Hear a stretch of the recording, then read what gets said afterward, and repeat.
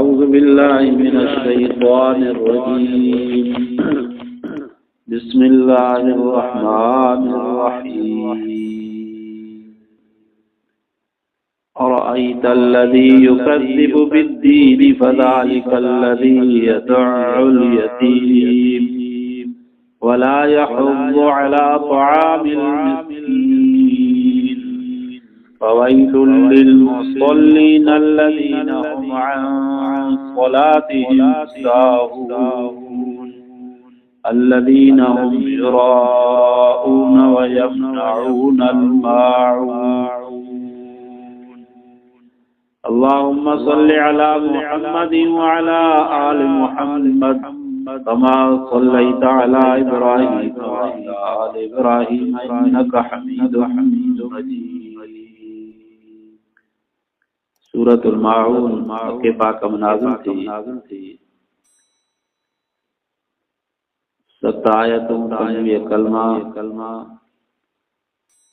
सवा हरफ इन सूरत जे अंदर आहिनि बिस्मिल्लाहिर्रहमानिर्रहीम शुरू तो करें अल्लाह जे नाले सां जेको मेहरबान ऐं रहम वारो आहे अरअयतल्लज़ी युकज़्ज़िबु बिद्दीन शामा ॾिठो उनखे जेको इनकार तो करे क़यामत जो फ़ज़ालिकल्लज़ी यदउल यतीम पोइ इहो उहो आहे जो लोधे तो यतीम खे वला यहुज़्ज़ु अला तआमिल मिस्कीन ऐं न रग़बत तो ॾियारे खाराइण मिस्कीन ते फ़वैलुल लिल मुसल्लीन अल्लज़ीना हुम अन सलातिहिम साहून पोइ वयल आहे उन नमाज़न लाइ जे पंहिंजे नमाज़न खां गाफ़िल आहिनि अल्लज़ीना हुम युराऊन उहे जेके रियाव था कनि वयमनऊन अलमाऊन ऐं झलींदा आहिनि ओधारियूं शयूं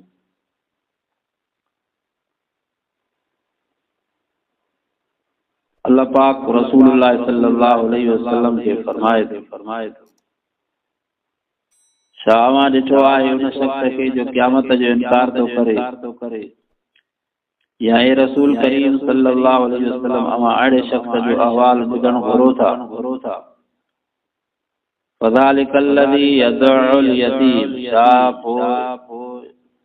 वो काफ़र अहिड़ो त बदबख्त आहे जो यतीमन खे लोधे थो काॾे कढे थो वला यहुज़्ज़ु अला तआमिल मिस्कीन मोहताजन के खाराइण लाइ पाण त ठहियो पर ॿियनि खे बि तरगीब नथो ॾे वो काफ़र अहिड़ो त संगदिल आहे जो पाण त कंहिं ते एहसान नथो करे पर ॿिए कंहिंखे बि एहसान करण लाइ नथो चवे पोइ जॾहिं बानी जो हक़ ज़ाया करण बुरो कम आहे त ख़ालिक अल्लाह पाक जल शानु जो हक़ ज़ाया करण त उन खां बि वधीक ख़राब आहे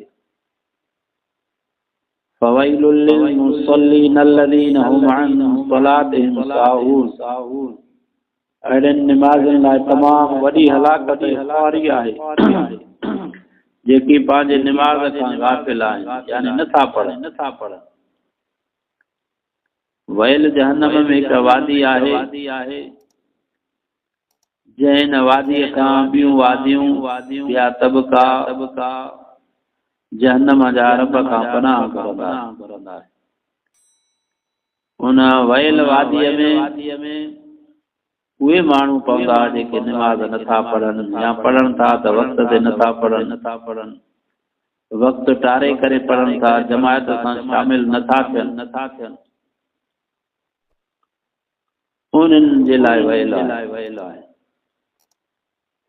ॿी आयत में वैलुल लिल मुतफ़्फ़िफ़ीन अल्लज़ीना इज़ा इक्तालू अलन नास यस्तौफून वयल आहे उन्हनि शख़्सनि जे लाइ जेके माप ऐं तौर में घटि वधाई कनि सही तौर नथा कनि माप सही नथा कनि पाण वठनि था त उटल सां वठनि था पाण मापिन था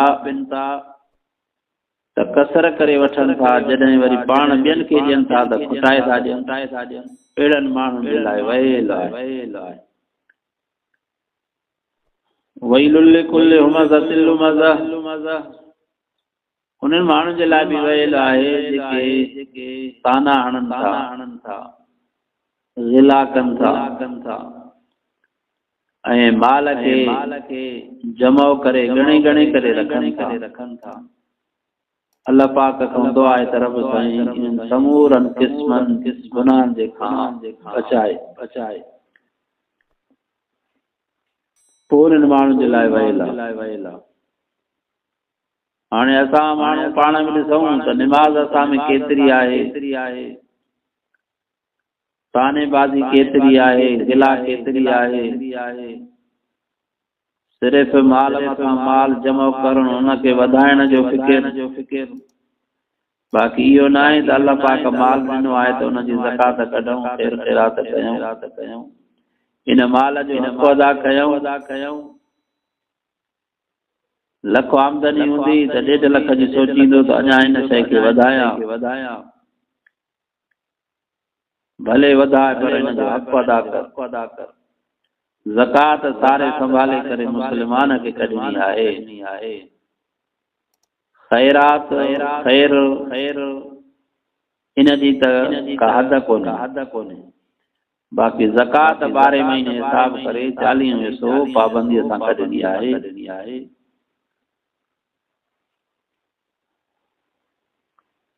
ऐं वयल उन्हनि शयुनि मुशरिकनि जे लाइ बि आहे जेके रब सां भाईवार कनि था, ज़कात नथा ॾियनि, आख़िरत जे ॾींहं ते यकीन नथा कनि। अहिड़नि क़िस्मनि जे इंसाननि जे लाइ बि वयल आहे। अल्लाह पाक खां दुआ आहे त समूरनि वयलनि खां बचाए, दुनिया जे मुसीबतनि ऐं वयलनि खां बि बचाए, आख़िरत जे मुसीबतनि खां बि महफ़ूज़ रखणु फरमाए। तॾहिं इंसान महफ़ूज़ रहंदो जॾहिं निमाज़ पढ़ंदो। पोइ निमाज़ या समूरनि गुनाहनि खां बचाव जो ज़रियो आहे। الذين هم يراؤون या पढ़नि था त रुगो माण्हुनि जे ॾिसण रियाकारी निमाज़ लाइ पढ़नि।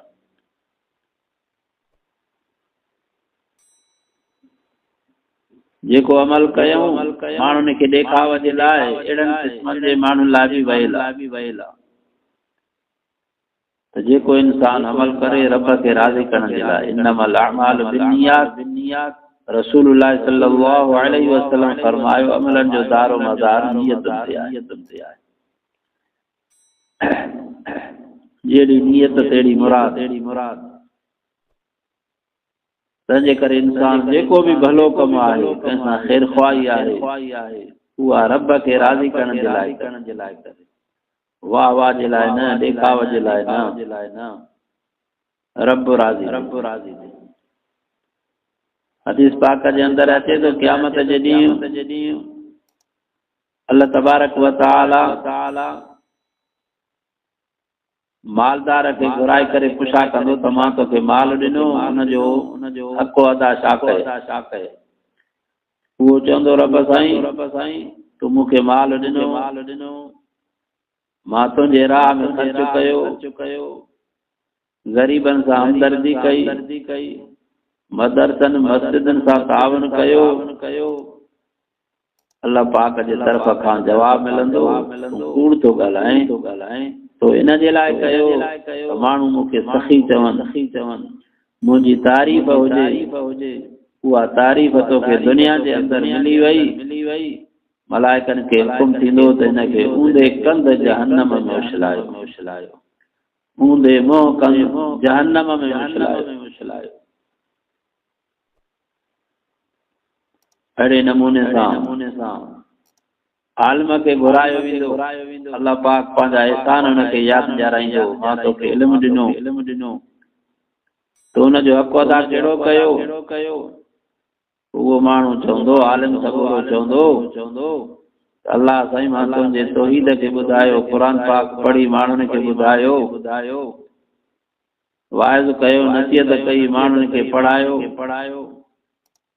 उनखे बि साॻियो ई जवाब मिलंदो त तूं कूड़ थो हणे, तो हिन जे लाइ कयो त माण्हू वाह कनि। उहो वाह वारो बदिलो तोखे दुनिया जे अंदरि मिली वियो, हाणे तुंहिंजो कोई बि अमल क़बूल कोन्हे उन्हनि जे लाइ बि हुकुम थींदो त हिनखे ऊंधे मुंहुं गेले करे जहन्नम में मोकिलायो। अल्लाह पाक खां दुआ आहे त रब साईं रिया खां बचाए, ॾेखाव खां बचाए, पंहिंजी रज़ा नसीब फरमाए। टे क़िस्म जो माण्हू मुजाहिद खे घुरायो वेंदो जे अल्लाह पाक जे दीन खे बुलंद करण जे लाइ जिहाद कयो, काफ़िरनि सां विड़ियो, मुनाफ़िकनि सां विड़ियो, मुशरिकनि सां विड़ियो, हलंदे हलंदे विड़ंदे पाण बि शहीद थी वियो। अल्लाह पाक अहिड़े शख़्स खे बि क़यामत जे ॾींहुं घुराए करे पुछा कंदो त मां तोखे जवानी ॾिनी तो कीअं जवानी सरफ़ कई। वो चवंदो त रब साईं मां तुंहिंजे नाले खे बुलंद करण जे लाइ, दीन इस्लाम जे लाइ हर मोड़ ते जंग जिहाद कयो, तव्हां त पंहिंजो मां जान जो नज़रानो पेश कयो। अल्लाह पाक फरमाईंदो तूं बि कूड़ थो हणे थो, इन जे लाइ कयो त माण्हू मूंखे बहादुर चवनि, दिलेर चवनि, तुंहिंजी इहा सारा वाखाण दुनिया जे अंदरि थी चुकी। उन जे लाइ बि इहो थींदो त हिनखे ऊंधे मुंहुं जहन्नम में विझायो। अल्लाह पाक खां दुआ आहे त रब साईं मूंखां तव्हां खां समूरनि मुस्लमाननि खां जेको बि दीन जो कमु वठे, भलाई जो कमु वठे, उनमें अल्लाह पाक जी रज़ा मक़सूद हुजे। अल्लाह पाक फरमायो त उन्हनि माण्हुनि जे लाइ बि वयल आहे जेके निमाज़, रोज़ो, हज, ज़कात वग़ैरह जेको बि भलाई जो कमु आहे ॾेखाव जे लाइ कनि था त माण्हू वाह कनि, भलो कोठनि।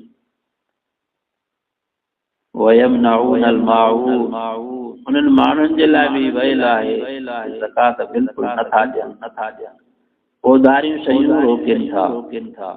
आम जे ख़सीस घर में शइ हूंदी आहे, का छुरी थी, को चमचो थियो, का देगिड़ी थी, को प्यालो थियो, लूणु मिर्च थियो, वक़्ती तौर ते पाड़े वारनि जो खुटी पवंदो आहे, उधारी शइ वठिबी आहे।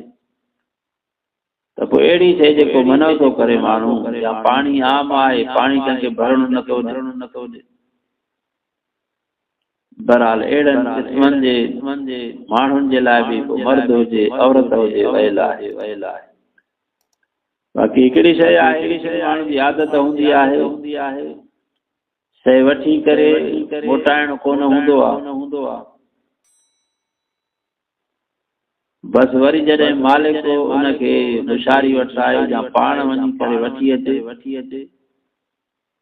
असांजो उस्ताद साहब चवंदो हो माण्हू जेका शइ ॾे त वरी उन खां पाण वठी अचे, बाक़ी पाण उहे मुश्किल था ॾियनि।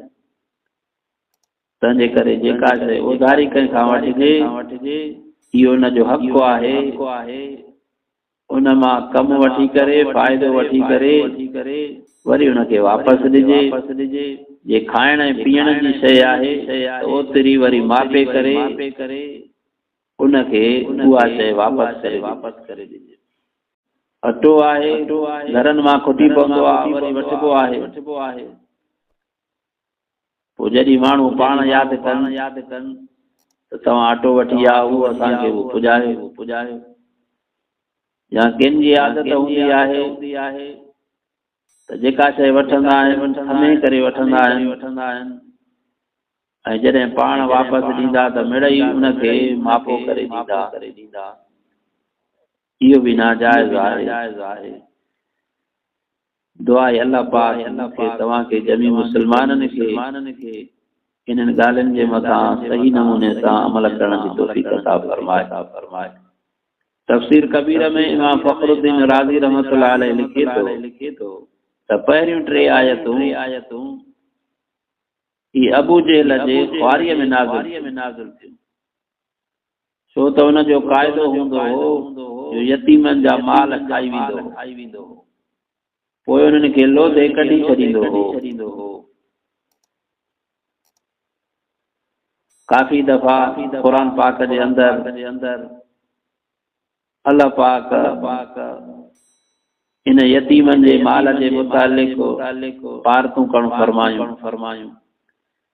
वला तक़रबू माल यतीम यतीमन जे मालन जे वेझा भी न वञो इल्ला बिल्लती हसन मगर सोने नमूने सां उन जे माल जे हिफाज़त जे लाइ तव्हां वेझा वञी सघो था। बाक़ी माल खे खाइण जे नियत सां अल्लाह पाक मना थो करो फरमाए त उन खे वेझा भी न थियो। जेको यतीमन जो माल खाए थो अल्लाह पाक सूरत निसा जे अंदर फरमायो इन्नल्लज़ीना याकुलून अमवाल यतामा ज़ुल्मन फइन्नमा जेके माण्हू यतीमन जो माल ज़ुल्म सां खाइनि था इहे ॼण त पंहिंजे पेट में बाहि विझी रहिया आहिनि रांडा विझी रहिया आहिनि। अल्लाह पाक खां दुआ आहे त रब साईं ॿिए जे हक़ फबाइण ऐं खाइण खां रब साईं हिफ़ाज़त फरमाए। ख़ुसूसन यतीम जे लाइ घणो भारत आई आहे। हदीस पाक में अचे थो जेको माण्हू यतीम जे हथ ते प्यार ऐं मोहब्बत सां हथ फेरे थो पुत्रीअ जे हेठां जेतिरा यतीम जा वार अचनि था अल्लाह पाक ओतिरियूं नेकियूं अता करण फरमाए थो गुनाह माफ़ करण फरमाए थो। भलो घर उहो आहे जंहिंमें यतीम हुजे यतीम सां बर्ताव सुठो कयो वञे उन जे तालीम जो अखलाक जो खाद खुराक जो सही नमूने सां बंदोबस्त कयो थो वञे पोइ ॾाॾो आहे चाचो आहे मामो आहे नानो आहे नानी आहे केर बि आहे जंहिंजे बि संभाल में यतीम ॿार आहिनि उनजी सार संभाल वधीक करणी आहे। अबू जेल जो किरदार इहो हो जो यतीमन जा माल ज़ोरीअ वञी फबाईंदो हो ऐं यतीमन खे लोधे करे पंहिंजे मिल्कियतनि मां कढी छॾींदो हो। हिन सूरत में 5 मसइला अल्लाह पाक ज़िक्र करण फरमाया। पहिरियों त क़यामत जो जेको इनकार करे थो इहो कुफर आहे। क़यामत ज़रूर थियणी आहे हिसाब किताब ॼणो आहे। हाणे जेको माण्हू चवे थो छाजी क़यामत छाजो हिसाब किताब इहो वञी कुफर में दाख़िल थी वियो। बार बार अल्लाह पाक क़ुरान पाक में क़यामत जो ज़िक्र करण फरमायो। क़यामत ईमान जे शराइतनि मां हिकिड़ो शर्त आहे वल बाअस बादल मौत। इन ॻाल्हि जे मथां ईमान आणणो आहे त मरण खां बाद में ज़िंदा थियणो आहे। वो शैतान माण्हुनि खे सबक पढ़ाईंदो आहे बस खाइण पीअण जो जहान आहे छाजो हिसाब किताब इहे मुलनि जा छड़ो धड़का आहिनि। क़यामत ज़रूर थियणी आहे। ॿियो यतीमनि ते ज़ुल्म ऐं सख़्ती करण हराम आहे। यतीम पाड़ेसरी हुजे पंहिंजे घर जो हुजे कहिड़े बि क़िस्म जो यतीम हुजे उन ते ज़ुल्म ऐं सख़्ती करण हराम आहे। टियों मिस्कीननि ग़रीबनि जी मददगारीअ खां बेपरवाही करण गुनाह आहे। पाड़े जो हुजे ॻोठ जो हुजे क़ौम जो हुजे मुस्लमान आहे को गैर मुस्लिम मिस्कीन आहे उनजी बि असांखे इस्लाम दावत ॾिनी आहे त इंसानी नाते सां गैर मुस्लिम जी बि मदद कयो माली तावन हुन सां कयो।